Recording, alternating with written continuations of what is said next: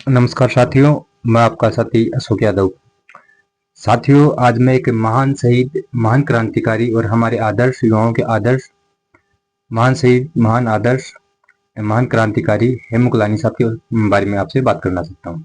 नमस्कार साथियों, जिस प्रकार पता आपको, मेरा नाम अशोक यादव है और मैं क्रांतिकारी के ऊपर किताबें लिखता हूँ, लेख लिखता हूँ और युवाओं को मोटिवेट करता हूँ, क्रांतिकारी के बारे में बताता हूँ, ताकि युवा पीढ़ी इन महान क्रांतिकारी को, बलिदान को याद रखे, उनके बारे में जान सके।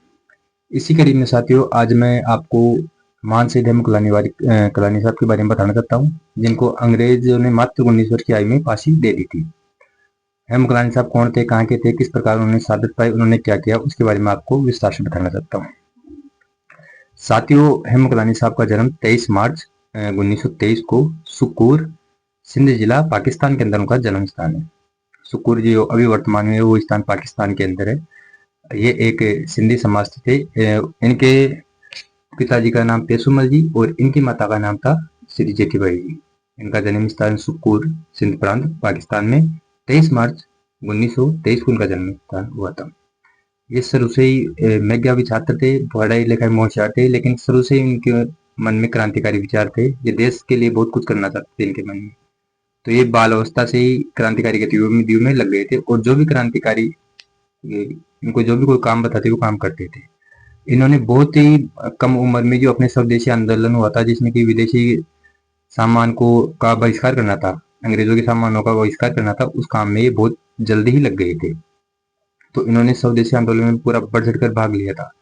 ये विदेशी कपड़ों की होलियां जलाते, जगह जगह जाते, गांव गांव जाते और विदेशी जो कपड़े थे उनको उठा के उनकी जला देते चौराहे पे। उसके बाद में असहयोग आंदोलन हुआ। इन्होंने असहयोग आंदोलन में भी बहुत गजब की भूमिका निभाई, उसमें उसमें बढ़ चढ़ के हिस्सा लिया और इन्होंने अपनी खुद की पार्टी बना रखी थी। मानो शायद उस टाइम उनकी उम्र होगी 16 साल के आसपास में। तभी अपने यार दोस्तों को मिला के, जो आज के यूथ जो गैंग बनाते हैं, अब बोलो आज का यूथ उस यूथ में कितना फर्क था। उस टाइम के हेमू कलान साहब ने अपनी स्वराज्य सेना नाम से एक पार्टी बना रखी थी। उस पार्टी का मुख्य काम था कि अपने दोस्तों को साथ लेके जो भी अंग्रेज कोई प्रोग्राम करते छोटा मोटा, उसमें विघ्न डालने का काम करते थे, अंग्रेजों की नीतियों का विरोध करते थे अपने स्तर पे। जैसे मान लो अंग्रेजों की गाड़ियां जा रही थी, क्या करते थे, रास्ते में कीले डाल देते थे ताकि उनकी गाड़ियां पंचर हो जाए। कहीं अंग्रेज कोई प्रोग्राम करते थे तो उधर टेंट टेंट को, ये रात में जाके टेंट को फाड़ देना, जो भी अपने हिसाब से नुकसान करना वो नुकसान करते थे। एक बार की बात है दोस्तों, जब से असहयोग आंदोलन की बात में एक क्या हुआ, इनको पता लगे कि अंग्रेजों की एक रेलगाड़ी है जिसमें हथियार जा रहे हैं और ये हथियार क्रांतिकारियों के खिलाफ क्रांति अंग्रेज काम में लेंगे। तो इन्होंने अपने दोस्तों के साथ, अपनी स्वराज्य सेना के साथ मिलकर एक प्लानिंग की कि मैं इस हथियारों से भरी ट्रेन को, जो अंग्रेजों के पुलिस हेडक्वार्टर तक जाती है, इसको रोकूंगा और इसमें जो भी हथियार है उनको नष्ट कर दूंगा, क्योंकि उस हथियारों से अंग्रेज अपने क्रांतिकारियों की हत्याएं करते। तो इन्होंने अपने बहुत यार दोस्तों के साथ मिलकर बहुत तगड़ी प्लानिंग की। प्लानिंग करके इन्होंने एक स्थान अपने फाइनल किया, जो रोडी गांव था।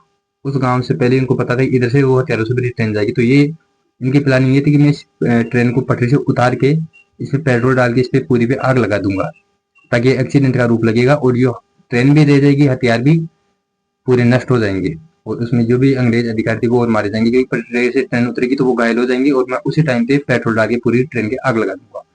तो इन्होंने रोडी नामक स्थान पे उस ट्रेन को रोका और जैसे ट्रेन रोकने के लिए पहुंचे और जैसे इनको पता लगा कि हाँ ट्रेन आ रही है, उससे पहले ये ट्रेन की पटरियां हटाने लगे। ट्रेन की पटरी पे जो प्लेटें होती है उसको निकाल देते। लेकिन कुछ गद्दारों की वजह से, कुछ गद्दारों ने क्या किया कि उधर पहुंच के अंग्रेजों को सूचना दे दी कि ऐसे हेमू कालानी और उसके साथी ऐसे ऐसे करके ट्रेन की प्लेटें उतार रहे हैं, पटरियों से पटरियों की प्लेटें हटा रहे हैं और जैसे ही ट्रेन आएगी तो वो ट्रेन अपने, कहने का मतलब, पटरी से उतर जाएगी और एक्सीडेंट हो जाएगी और वो हथियारों को पूरे को, कहने का कुछ को लूट ले जाएंगे और कुछ को आग लगा देंगे। अंग्रेज सिपाही उधर मौके स्थिति पे पहले ही पहुंच गए। उन्होंने जाल बिछाया और किसी प्रकार हेमू कालानी साहब को गिरफ्तार कर लिया। उन्होंने भागने का बहुत प्रयास किया लेकिन परिस्थिति ऐसी नहीं बैठी और वो गिरफ्तार हो गए। हालांकि उन नौजवानों ने, हेमू कालानी साहब ने पूरी रिस्क अपने हाथ अपने ऊपर लेते हुए अपने सभी साथियों को वहां से फरार करवा दिया। ये उसके अंदर 8-9 बंदे थे उधर, लेकिन उन्होंने किसी को हाथ नहीं आने दिया, सिर्फ खुद की गिरफ्तारी होने दी और किसी को गिरफ्तार नहीं होने दिया। इस प्रकार कलानी साहब गिरफ्तार हो गए। उसके बाद इन्होंने, अंग्रेजों ने इनको गिरफ्तार करके जेल में डाल दिया। जेल में डाल के इनके ऊपर मुकदमा चलाया और इनको फांसी की सजा मुकर कर की। वो फांसी की सजा मुकर की 21 जनवरी 1943 के आसपास में इनको फांसी 21 जनवरी 1943 में इनको फांसी देने की मुकर्रर की। वो स्थान रखा सुकूर में, ये सिंध प्रांत में पाकिस्तान के अंदर है। जब इनको फांसी की सजा होती तो दोस्तों उससे पहले की आपको इंटरेस्टिंग बात बताता हूँ। इनको फांसी की सजा उससे पहले इनको जज ने आजीवन कारावास की सजा दी थी, लेकिन जब उनको आजीवन कारावास की सजा दी तो इन्होंने इनकलाब जिंदाबाद भारत माता जय के नारे लगाए। उस नारों से भयभीत होकर जज ने सोचा कि हेम कुलानी साहब को अगर ऐसे ही छोड़ दिया तो ये इनके जोश को देख के वो देखा कि ये अपने ब्रिटिश साम्राज्य के लिए बहुत हानिकारक या घातक सिद्ध होंगे, कि इसको खत्म करना ही प्राथमिकता रहेगी। तो उन्होंने आजीवन कारावास इनकी सजा बदल के फांसी की सजा दे दी। ये हेम कुलानी साहब ऐसे युवा थे कि इनकी सोच से, क्रांतिकारी सोच से अंग्रेज जज भी भयभीत हो गया और उन्होंने आजीवन कारावास की सजा को फांसी की सजा में कन्वर्ट कर दिया। उसके बाद भी कई समाज के कई लीडरों ने, कई नेताओं ने इनको फांसी की सजा से बचाने का प्रयास किया। वो अंग्रेजों से मिले बड़े अधिकारी, तो अंग्रेजों ने एक चाल चली। उन्होंने कहा कि चलो हम हेम कुलानी साहब को आजाद कर देंगे, लेकिन हमारी एक छोटी सी शर्त है कि बताओ कि अगर हेम कुलानी साहब अपने दोस्तों का, अपने यार वालों दोस्तों का नाम बता देता है तो हम इसको रिहा कर देंगे। हेम कुलानी ने हंसते हंसते मना कर दिया। इन्होंने हेम कुलानी ने बोला कि मेरा जीवन इतना महत्वपूर्ण नहीं जितना मेरे दोस्तों का है। मैं मेरी फांसी से बचने के लिए मेरे दोस्तों को फांसी नहीं लगा सकता। उन्होंने अंग्रेजों का इस प्रस्ताव को अस्वीकार कर दिया और जो लेटर आया था उसको फाड़ के फेंक दिया कि मैं मेरी फांसी से बचने के लिए मेरे दोस्तों को फांसी नहीं लगा सकता। नहीं, अंग्रेजों ने शर्त रखी थी कि अपने दोस्तों को नाम बता दो, हम आपको फांसी नहीं देंगे।